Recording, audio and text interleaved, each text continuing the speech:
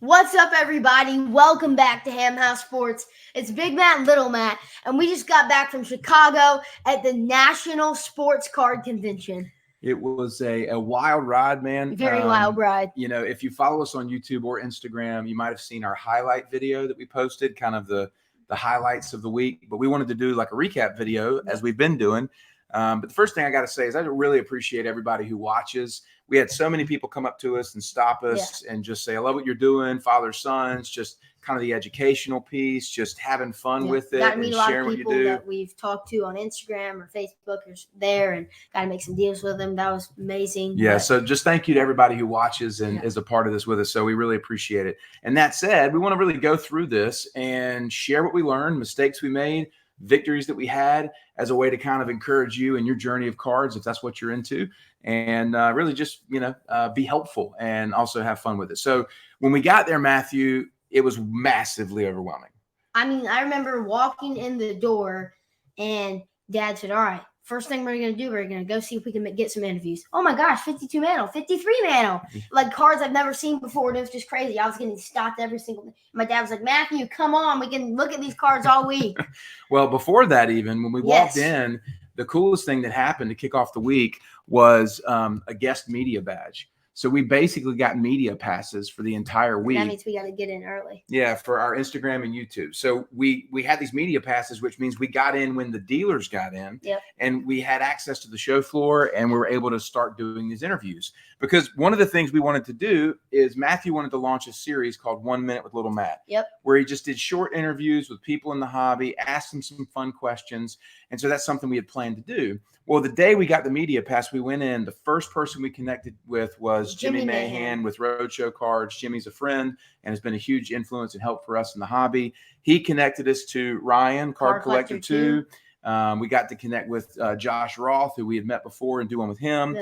Jimmy Reyes, Jim Bro Cards, Matt Levine at National Treasurer, and then our buddy Justin at NC Memorabilia. But the coolest one for me was just because we didn't expect it was Gary V. Yeah. Gary Vaynerchuk, one of the biggest hobby influencers.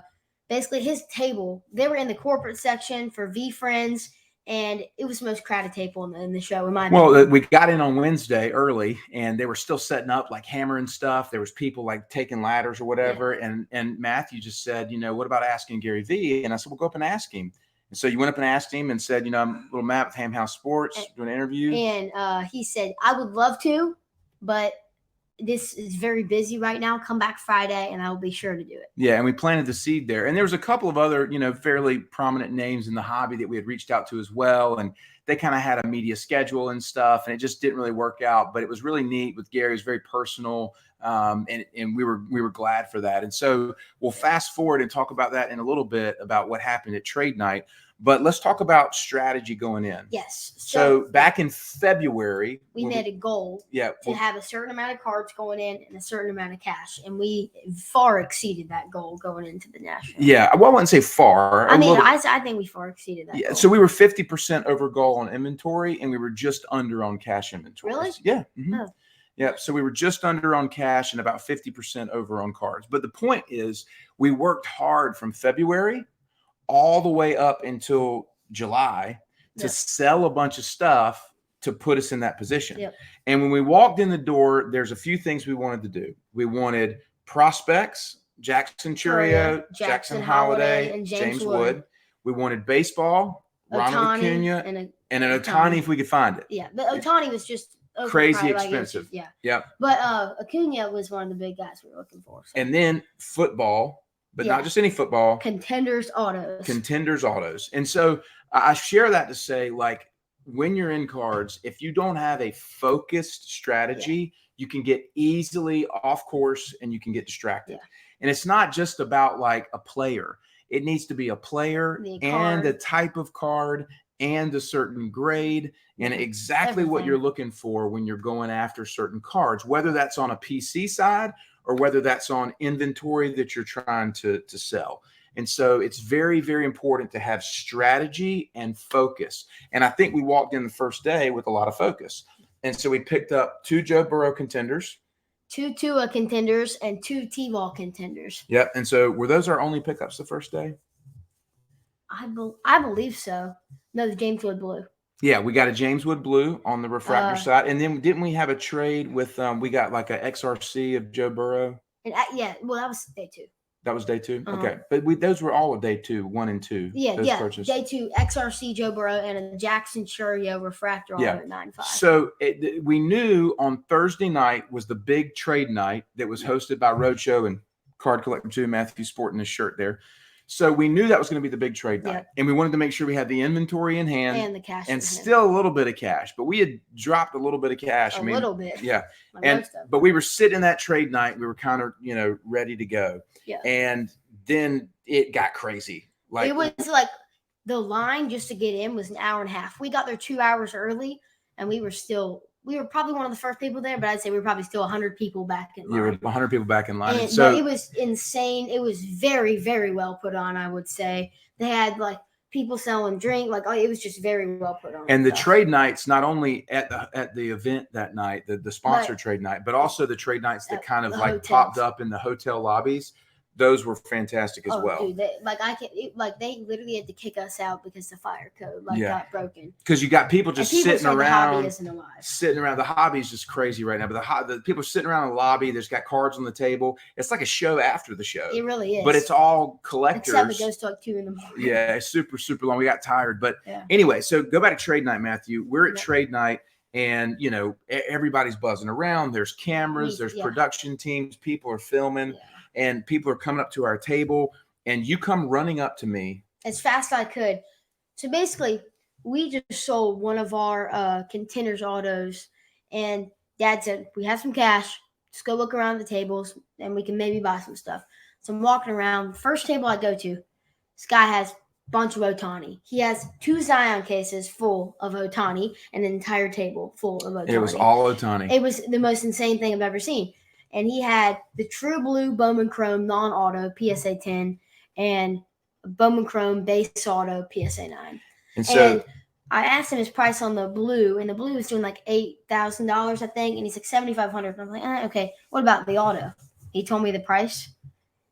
And I started running up to my dad as fast as I could. I said, Dad, give me cash. I'm going to buy this card right now. And I think the point there is that the more that you know the market for the cards you're looking for, when the buy happens. Yeah, and that way you don't have to sit there and go, oh, well, let me comp this and let me look and all kind of stuff. And some guy comes up, I'll take it. You kind of got to know, right? Now, in this situation, it was still a pretty big card for us. And so I asked a friend of ours, I said, hey, man, will you just take a peek at this to make sure that's like not, in any way, shape, or form, because there was actually, we heard about a fake Jordan being sold at the National. So you got to be really careful and do your due diligence and your research there. But we knew the price point, we knew the card, and it was in a PSA 9. Mm-hmm. And so we bought that Ohtani on site right there with cash. Yeah. And at that point, it was like, holy cow, I can't believe that just happened. So we went back to our table. Biggest card we've ever run. Yeah, but somebody came up to us and offered us on our remaining football inventory. And so we were able to cash out of those. And we probably didn't get as much for them value as we could. Yeah. But we had just made a great deal on the Ohtani. And so that's kind of the second point is when you're making different moves with it. Talk about another play that we made Thursday. Yeah, we'll get to that. Okay. Yeah. But when you're making moves, don't be so tight on having to make money on a card that it doesn't allow you to go buy another card. So like, let's say you bought a card for, $200 and there's one card over here that you really want that's $300. Instead of trying to get $250 out of the one you bought for $200, go ahead and sell it at $200 and use some other cash and go get into this other one you want at $300. Speaking of not making money on a card, we did sell the Trey Turner. That's right. So we had a Trey Turner first Bowman auto. We decided to take a loss on that card, but we used that cash to go make a big purchase. I'll get to that. So you've got a lot of stuff popping off in your brain. So I just keep thinking. So we'll go one at a time. So the Ohtani deal was made possible because we chose not to squeeze too tight on the Contenders, and we were able to get into the Ohtani. Yeah. So I want to talk about the Ohtani real quick because it's our coolest card. Oh. So I will. So the crazy thing about the Ohtani is once we got it, we had a couple of friends look at it, and they said, this card is super clean. They said you should send it back to PSA. They said you should crack it out, and you should get a guy to help you kind of just clean it up a little bit. and submit it back to PSA. That's what people were saying. But I wasn't comfortable out of my own comfort zone, having somebody else crack the card and all this kind of stuff. Yeah. So we took it to Beckett and we ended up doing a graded card review, and the Ohtani PSA 9 ended up getting bumped to a BGS 9.5. And so that situation in and of itself made the national. Oh, yeah. Like that was just home run, home run, home run. And again, part of that is strategy. You got to know where you're making your plays. You got to know, do you have a 9 that's clean? You get a 9.5. Do you have a 9.5 that might get a 10? There's a risk in it, a huge risk in it. So don't do it if you're not comfortable with it. But we were in a place where we could take that risk, and we did it, and it ended up working in our favor. And it was just, it was huge. And so that was very huge, super exciting. And so the other pickup we had made that Matthew wanted to mention was the Ronald Acuna blue first Bowman auto in a 9.5, and it's got the NBA silver diamond from Eye Appeal standpoint on it. Now, that card was a card we used Steph Curry and cash to trade into it, and a Mahomes as well. So when you can trade plus cash into a card, it's always going to be better because you're reducing your exposure as far as your cash is concerned. So again, know your comps, have a focus, right? Don't stray off course, use trade plus cash. These are all great strategies that we implemented at the National that we had learned to do really well on a few cards as far as getting into them at the right price point. So that said, Matthew, after that happened with the Ohtani, we saw Gary V standing over there, and we saw Gary V standing at his table talking to everybody. I went up to him. I said, "Hey, Gary, we came up to you Wednesday. My name's Will Matt. You said you'd do an interview with us tomorrow. Are you still good for that?" And he's like, "You okay to do it now? I'll do it right now." I said, "Yeah, we'll do it." And if you go, our interview's about to be posted on Instagram and here, so keep an eye out for that. But it was amazing, and I can't explain. Like, it was incredible. Yeah, it was super cool. So that all happened. The Ohtani happened, great trade night, and then the Gary V thing. So when we walked into the show floor on Friday, like we were just on cloud 9, and it was just like, man, this is so crazy, so overwhelming. And honestly, Friday, I don't think we made as many moves. I think did we sell Turner? We sold the Turner on Friday, and then we were just kind of like, let's just kind of wait and see what happens at trade night. Let's not get too ahead of ourselves. But Friday, one of my favorite moves we made Friday was this one. That was Friday night. Yeah, Friday night at trade night. Friday night at the trade night, we found a Tua Tagovailoa Contenders auto. This is a playoff variation numbered to 49 and a 10-10. It's only a pop 2, only 2 in this grade. And so that was super cool because we knew the Ohtani was in a good spot. We could spend a little bit more cash. So we were able to get into that. And then we were walking around on the show floor and we found this. A guy had actually just opened it in a box, got it graded, and it was ready. It's a Jalen Waddle true RPA from National Treasures. And of course, we like Tua and Waddle. So, dude, we were just like clicking on all cylinders. Yes. And it was feeling really good. And then on Saturday, we knew we had to fly out at like 3 p.m. And so we had submitted the Ohtani for the upgrade at like 9 in the morning, first thing. Yeah. We got a message at like 10:30. I thought that was Friday that we submitted. That was Saturday. Yeah, we got the message at like 10:30 that it had upgraded to the 9.5. And when we saw it, we did the video. You can check that out. I did not know that it upgraded to a 9.5. And so we were just like completely to the moon. And at this point in time, we're down to the wire with the show, and it's getting pretty close. 30 minutes left. Yeah, and we knew we had a little bit of cash now, more than we had anticipated, and so we ran into a friend, and he had these 4 cards. It's 3 Jackson Holiday base and a Tamar Johnson purple, and then a Jamar Chase to 75 auto, and then a T-Law, and that's numbered to 49. And most of these were raw. And we're like, sweet, we'll get some cards to grade when we get back home. Well, we made that deal, and we were kind of thinking we're done. Yeah. And we were at a dealer table, and the kid beside us asked the dealer, "Do you have any Jackson Holiday?" And we had literally already purchased the blue Holiday PSA 10 earlier in the week. Yep. And we had just purchased the 3 base holiday autos. And so we said, hey, man, I've got one. And we showed it to him. And he didn't have enough cash to buy it. Yep. But he said, you can check out my case. And he It's a opened, shoebox. yeah, he opened up his shoebox, and he had this card, which is a red Gabriel Gonzalez, numbered to 5, only 5 in the world, highly sought after prospect card. And we ended up dipping into our case. We grabbed our Jackson Holiday True Blue PSA 9 and traded that plus cash into the Gonzalez. And so we were just like, and Matthew was like, Dad, what are you doing? What are you doing? Like, I don't think Matthew really knew who this was, but I've been following prospects. And that goes to another point, like just know it when you see it. Yeah. Right. Research. Like if you do your research and you know who's who, when you see a card, you can make a move on it. And so that was just a great situation from an inventory standpoint when we were leaving the National. Yeah.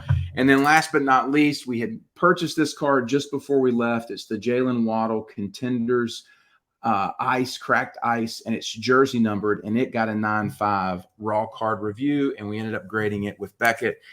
And so we really were just like, I can't believe this just happened. So, Dad, your expectations going in versus what happened, what would you rank it out of 10? Yeah, I would say my expectations are probably a 7 or an 8. And how is it? How did it go? Well, I didn't want to get my expectations too high and expect it to be this thing where we're going to do so well. What was that thing? It was that thing. Yeah, it was a 10 out of a 10. Like our weekend could not have gone better. From who we met to the interviews to the cards we picked up. We didn't really make any bad moves. I will say that the Lord has just provided in so many different ways, because we went in saying, what do we get? And in the car, I said, Dad, I want to get a Jalen Waddle, a really nice Jalen Waddle card. And we got the NT. And we got the NT and the cracked ice. Yeah. I would like to get a nice Tua numbered contenders. Yeah, we got it. We got a Tua. Yeah. I would really like to get a nice Acuna to show the Twins. Yeah. We got it. I would really like to get a nice Ohtani. We got it. I would really like to get a nice Jackson Holiday. We got it. I would really like to get a nice James Wood. We got it. I can't explain how good that, like, Lord, thank you. Yeah. It was just amazing. Yeah, it really was. And I think it's attributed to a couple of things. We have been very, very diligent to know the hobby, know the market, study it, research it, be patient. As Jimbo said, learn spreadsheets. Yeah. No, Jimbo said in our video, the best thing you can do is be organized. And so we're very organized. We understand our budget. We understand our cash. We understand inventory. And so all of this is the result of literally a year of work. It's not just like stuff happens and falls into your lap. Right? You have to be very methodical, very, apply strategy, focus, patience, all the above. Yeah. And so that ended up in a really, really cool spot with just an overwhelming experience from the National. So now we're kind of coming back home and saying, man, that was really cool. The things I think moving forward for us is really focusing on our video content and making sure we're putting out high quality content that's helpful, that's exciting, fun, funny, all that above. So that's definitely area we're going to focus on. And then as far as cards go, I really feel like baseball has become a very specific niche for us. I mean, the only football cards we own are kind of PC with the Waddle and the Tua, but and the Jamar Chase. So what about you? Where do you want to go from here? Because here's the challenge on the other side. We've done it all. I mean, not done it all, but you know what I'm saying? Like, we've seen every card. We've seen all the cards. We've had the conversations. You know what I mean? Like, if you have this mentality of like climbing a mountain or conquering a certain goal, well, once you hit that goal, there's got to be another goal, or you just kind of. I think the next goal is just keep growing. I mean, we've grown a lot in the past year, but next year we just got to keep growing until we can get some cards that we really like to have on our shelf. Like, what card do we not have on our shelf right now that you like want on our shelf? That's my point. It's like I don't know. I mean, yeah, you're right. We pretty much got every single card that we want. So I think you and I have got to sit down and do some really like heart check and go, hey, where do we want to go from here? What do you want Yeah. to do with this? You know, Yeah, what do because you it's not just about getting cool cards for us. Because I've told you, I don't want to own a ton of inventory. You know, so how do we kind of make Ham House Sports the next version of this, where we can kind of continue to connect with people and do the things we're going to do. So we've got some brainstorming to do, I think, of what year two could look like at Ham House Sports. But I will say this. We are just pumped about the opportunity we have to connect, the opportunity we have to have some cool cards, and really just continue this process. So anything else before we kind of wrap it up? I think that's pretty much it. But National was amazing. Thank you for watching Ham House Sports. Peace.